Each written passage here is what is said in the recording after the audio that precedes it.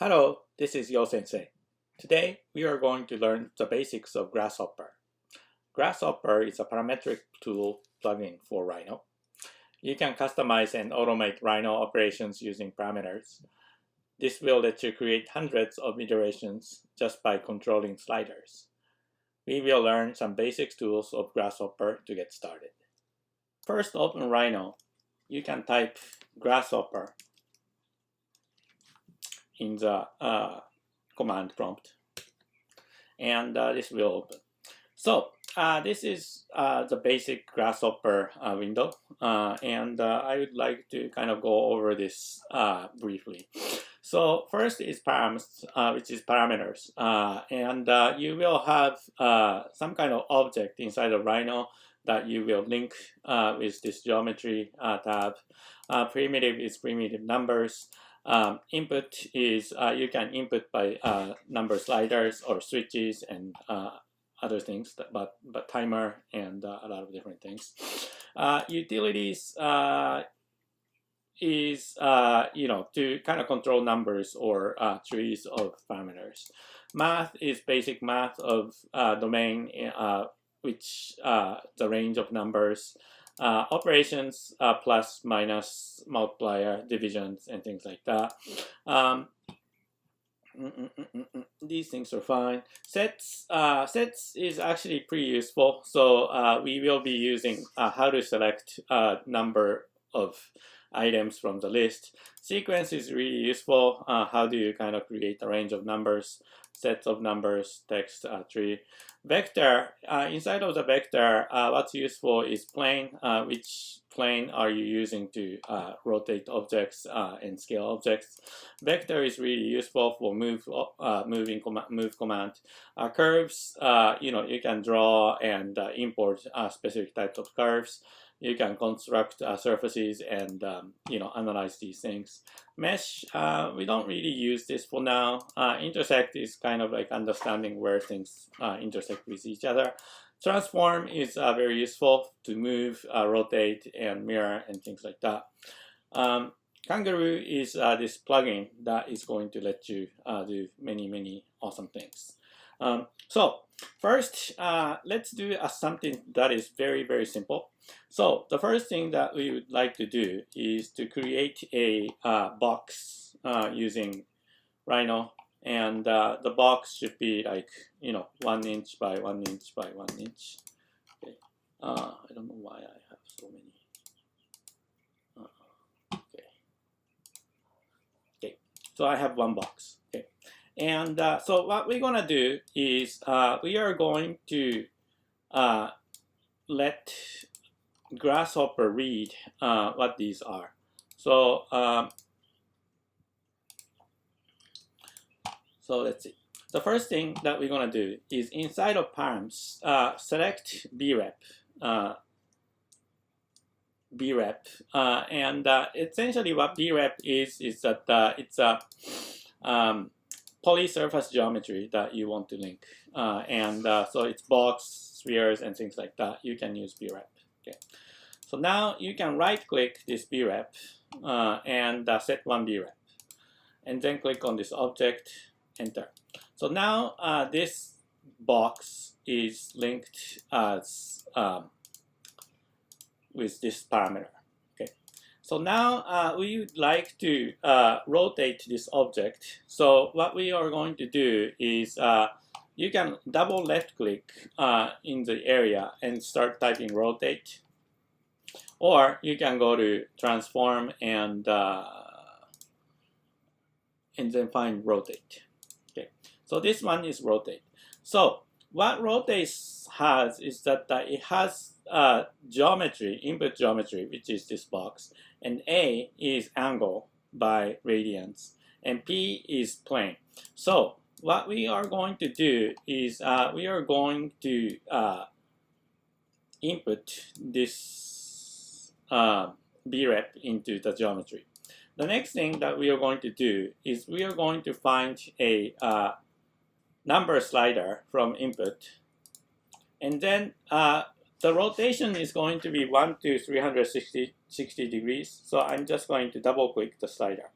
So This one is the real number, and n is the natural number, which doesn't have any digits, so it's 0 to 100 without any digits. So in this case, we will select n, and then minimum number 0 and max number 360, and say OK. So with this slider, you are able to slide from 0 to 360. Okay, 360.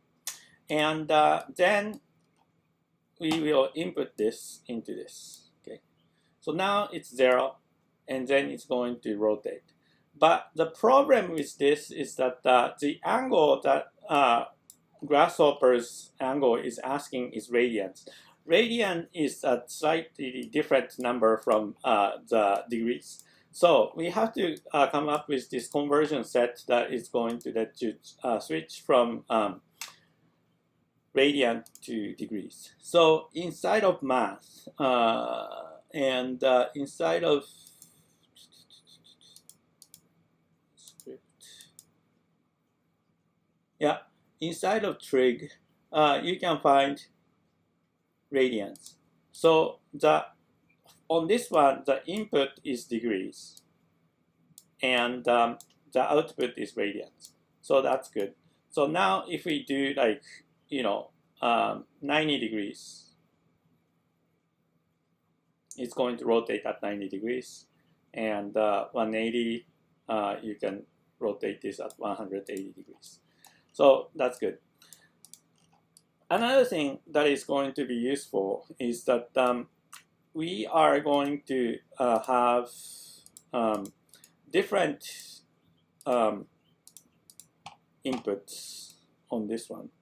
So what we can do here is that we can actually, instead of rotating on this XY plane, we can introduce a different ones. So if you go into vector and find plane, there is XY plane, XZ plane, YZ plane. So if you drag XY plane and or XZ plane, and then YZ plane. So let's try 3 of them, and you can select 3 of them and then kind of align them. So first, this is XY plane, so it's going to be rotating around this axis, which is nice. But if you change it to XZ plane, it's going to rotate in the X based on XZ plane, which is nice. This is XZ plane, and then YZ plane. You can change it to this, and then you can rotate it this way. So these planes are kind of showing, and it's kind of annoying that they're in the way. So you can select them and then right click and turn off preview.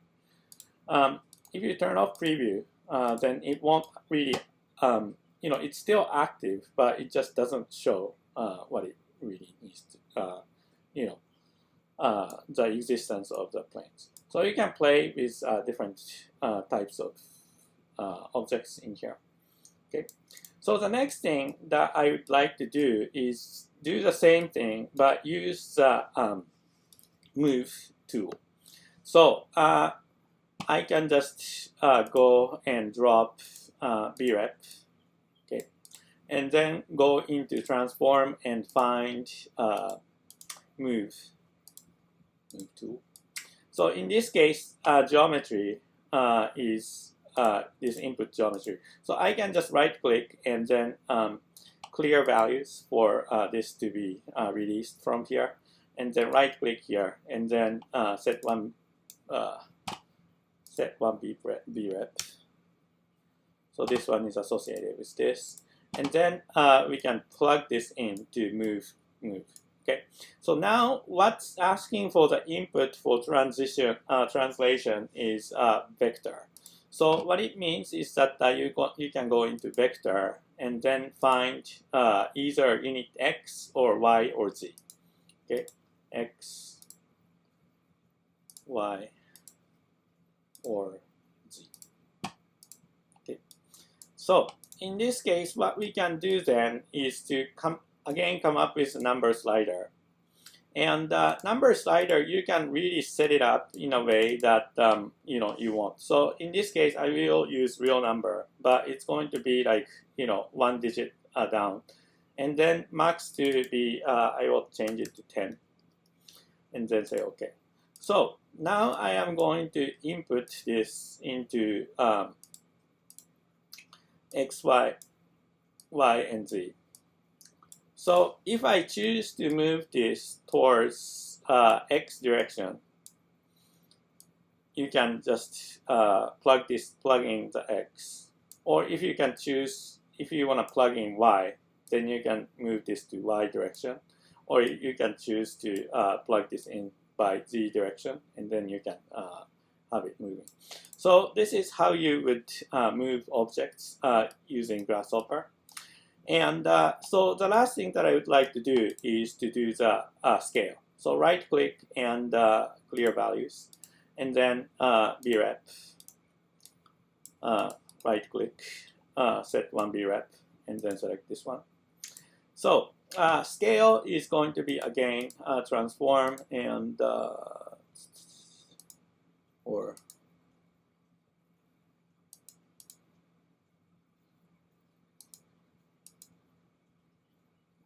I think the best way to do is just double left click here, and then type scale. So scale non-uniform, which is scale 1D or something. So brep geometry is going to go in here, and then plane. For the plane, we can just use the XY plane. So go to vector and find XY plane. You can move your mouse over here and then understand where this will go. So now these are scale factors on XYZ plane. So what I'm going to do is go back to my parameters and change my slider to maximum number to be 10, and then digits to be 0.1. And then I'm just going to plug this into X. So this is 0.3%, and then this is doing X, scale 1D into X direction. You can disconnect, and then you can plug this into Y, and then this will do it. But you can also select these numbers into three of the same, three of them into the same from the same number output. So that would be useful that way. So this would be the really basic 3 ways to control your objects by the rotating and moving and scaling. Okay, so we are going to go into the next file that is going to be on the download. So you can click open, and then number 2, range and list. Okay, so this is something that we can use to create manage the array of numbers in a pretty interesting way. So we will get to that.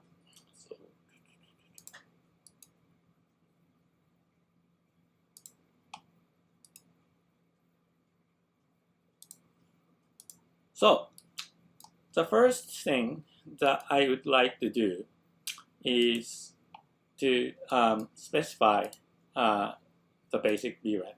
So this one right here we have, which is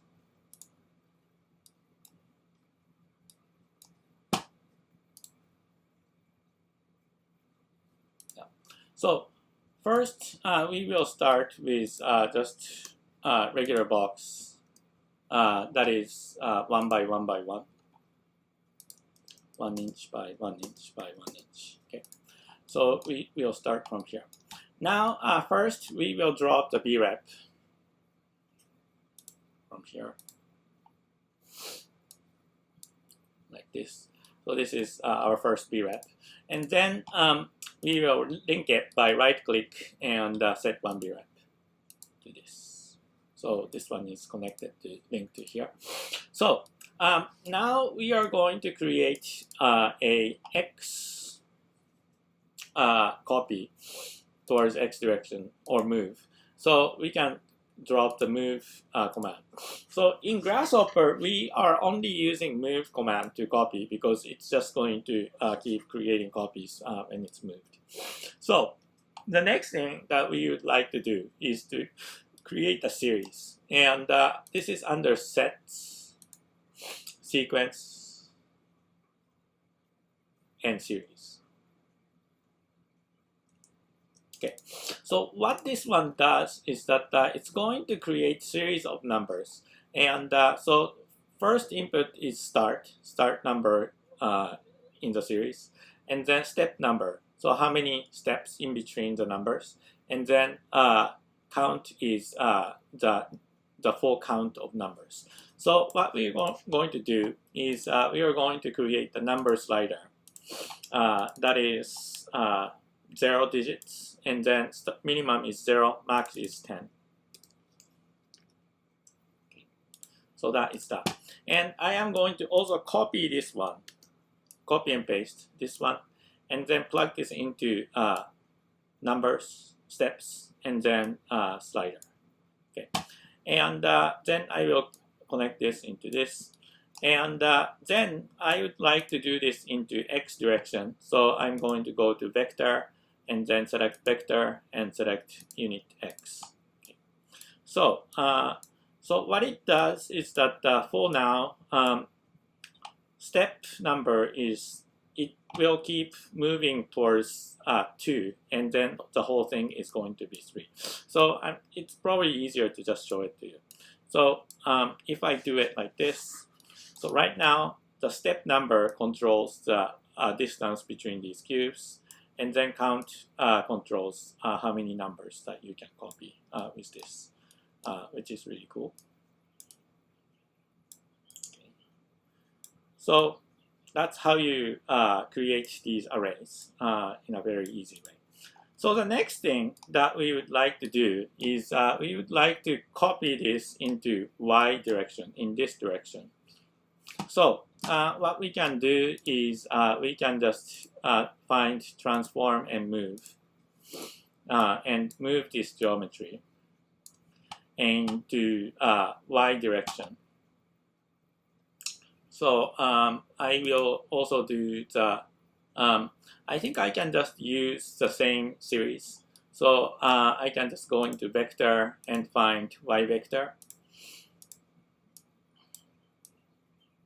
And then move. Okay. So what happened is that right now it is only moving this object into 0 and this object into 1 or 2, 4, 6, 8, 10. And what it's doing is that it's only taking one number from the move and then one object from to move. So it's not really creating the holistic list of things. So what we need to do is we need for them to cross-reference with each other. So this is one series of numbers, and there is one series of numbers. Right now, what it's doing is 1 to 1, 2 to 2, 3 to 3, 4 to 4. But I want everything to run these calculation to everything. So what it's going to, what you need to find is a cross-referencing, and is it under tree or sets sequence? So it's under list. Okay. So if you find cross-reference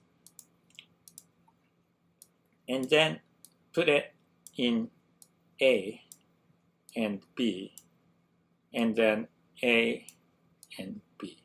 Okay. So this way you can tell Grasshopper to cross-reference and include all of these numbers. So with this stuff, but we can also apply this into the Z direction, which is nice. So we can keep doing this into Z.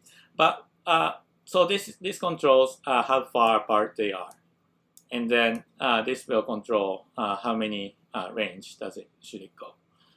Which is nice. So we can just do it as Z. But I would like to do a different thing right now. So right now, what we have here, this one is very useful. Inside of params and input, there is a panel. And this one is going to kind of show you what it is inside of this. So inside of this, there are 36 boxes. It's because 6 times 6 is 36. So there are 36 boxes. Okay. And so now what we can do is that we can create a list that is a very powerful tool. So list item, you can click on list item to create this, and then put the. So what list is going to do is that there are 36 numbers inside of this list, and then you can pick specific number of items within the list, and then apply some kind of operation. So what I can do is put the list of this to here. So read this list, and we know that the number of items here is 36. So we can just, for tentatively, we are going to just create a list that is going to be 0 digit and max number to be 100. And I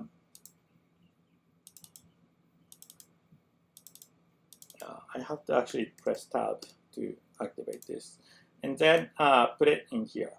Okay. So what it's going to do is that it's going to select. If I move this slider, it's going to be changing the one that I'm selecting. So if it's 0, it's here. 1 is this one. 2, 3, 4, 5, 6, and this is how the list is going to flow. Okay, and so now we can just select one of them from the list, and for example, transform and then move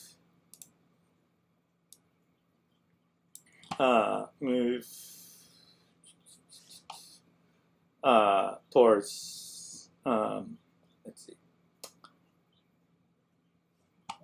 Move towards y direction. Okay, so get this. Move towards vector and then z.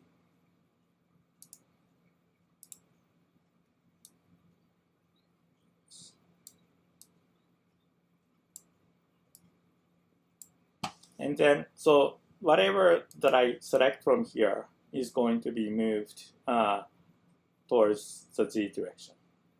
Okay, so you could select multiple numbers from here as well. But what I would like to show you last in this section is to select random numbers. Okay, so now you can just double click here and type random. And then random is going to ask you is range of numbers. So right now we have the number that is 0 to 36. Okay, and then this one is the number of random values. So within 0 to 36, how many numbers you would like to choose. So for the range, I'm just going to change it to this one. And or I'm just gonna copy and paste this range slider here. Okay, and right now it's 36, so I can just set it to 36. And then numbers that I would like to produce from here, I can just copy and paste, and then 16 of them. Okay, so then I can input this into list. So this is going to select whatever random numbers out of 36, and then just move it towards y. So S is random seed. So if you can just plug in this slider, and then this one is going to create a different random range numbers by inputting different numbers in here. So this one is selecting objects from the list and creating movement. So this would be pretty useful. So that's number 2. And so number 3 is going to be creating a attractor. So this is a pretty cool thing. So let's get into it.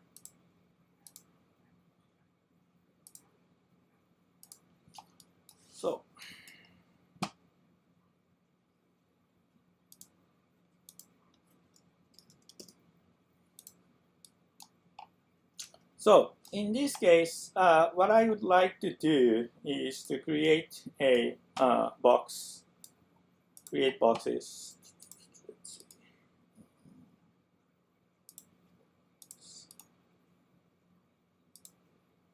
Okay.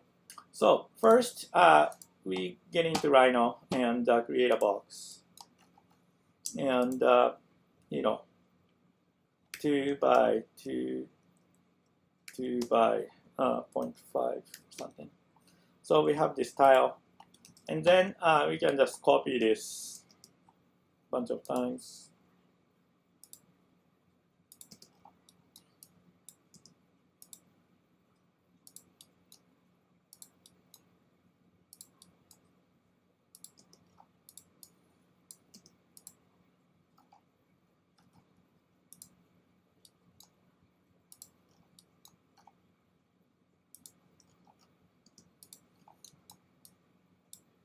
So we have this kind of array of boxes. You could produce it using Grasshopper too, which is pretty easy to do. Okay, so we have this series of boxes, and then I also want you guys to create a point object using point. Okay, so we have point objects and these boxes. So the first thing that we would like to do is to create a brep and point parameters. So brep here, and then point parameters. Okay. So brep, we are going to this time set multiple breps and then select these boxes. Okay, and the point is going to be the point that we will select from here, which is this one. Okay, so these are the beginning. Okay, so now the next thing that we would like to do is box properties. And box properties is going to let you find a center point of the box. So I think it's this one, evaluate box. No.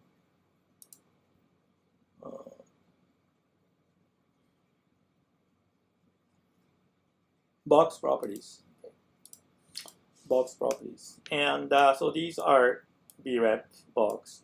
So what we would like to know is the center point of this box, which is these ones. So it will create 77 boxes, which is nice.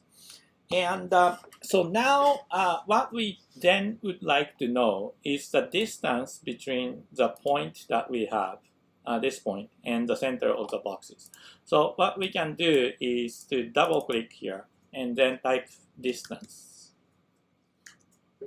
And this will figure out the distance between A point and then B. Okay. So that is good. And so now I would like to rotate these objects. So double click and type rotate, and then this brep box geometries. And then angle of this to be distance between A and B. Ooh. And they are all over the place, so it's kind of crazy. So now what we can do is to move these things, and it's still doing something crazy, so don't freak out. So now we would like to rotate this at YZ plane, which is kind of perpendicular to this. So go to vector and then find plane, and then find YZ plane.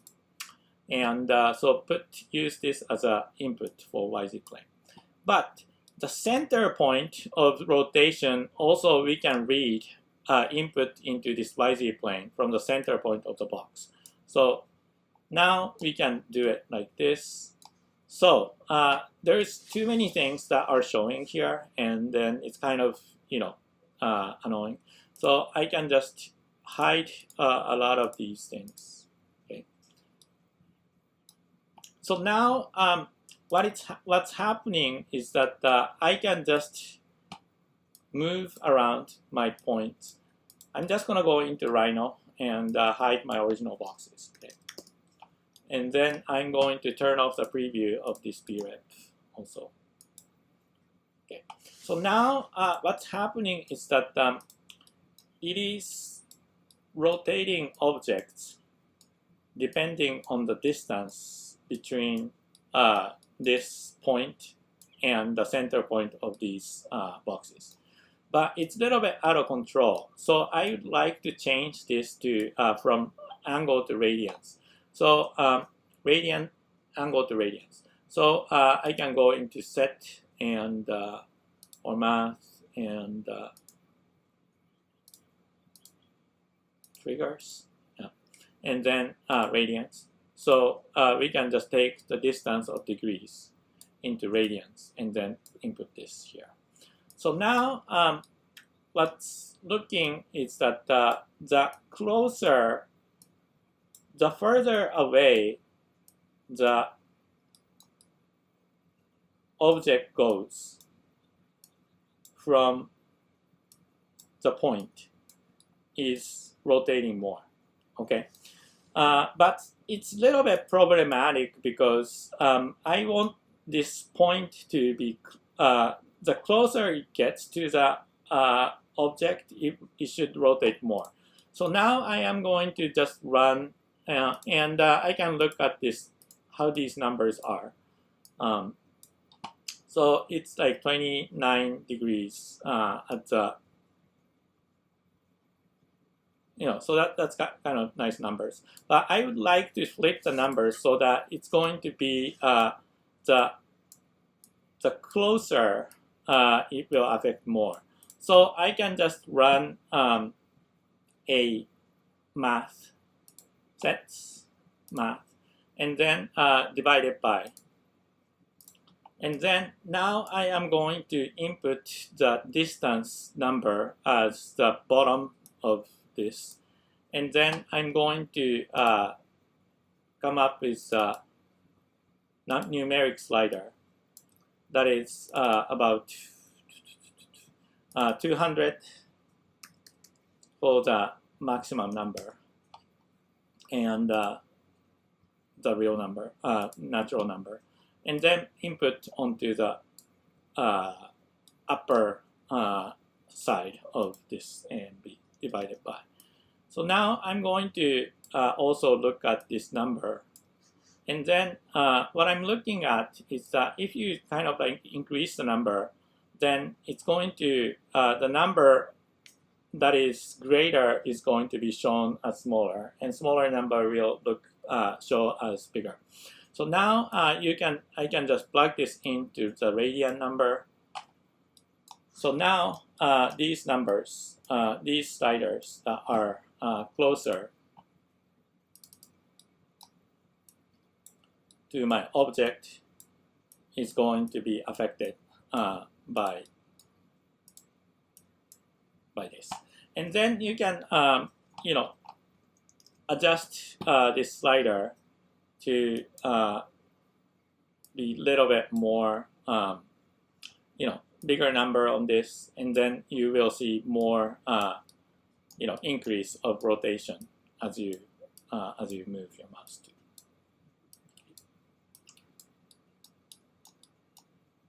So this is useful in a way that where the point is really affecting how these array of objects will rotate from it.